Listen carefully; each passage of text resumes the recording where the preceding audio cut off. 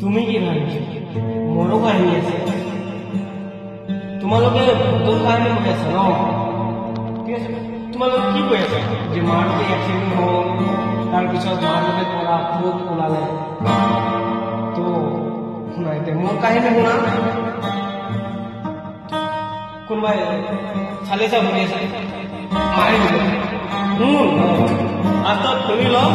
তাৰপিছত হনুমান চালিচা পঢ়িব মই এটা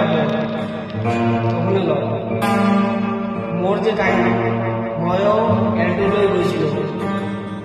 যোৱাৰ পিছত এনেকুৱা হ'ল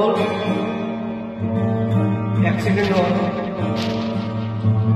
মই ভূত হোৱাৰ কাৰণে ময়ো ইচ্ছা নাছিল যে মই ভূত হৈ গ'লো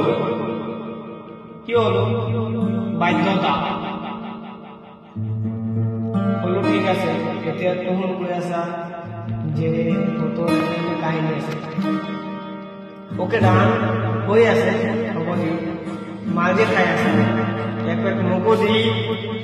ময়ো খাই কিনে ময়ো মনটো অলপ সান্তনা পাওঁ তাৰপিছত মই তাৰ লগত শ্বেয়াৰ কৰিম এইবিলাক হনুমান চালিচা পিছত কৰিবি মোৰ আগত নকৰিবি মই যোৱাৰ পিছত কৰিবি কাৰণ কি মই আগতে মানুহ আছিলোঁ মোৰো দুখ কষ্ট মোৰো আছে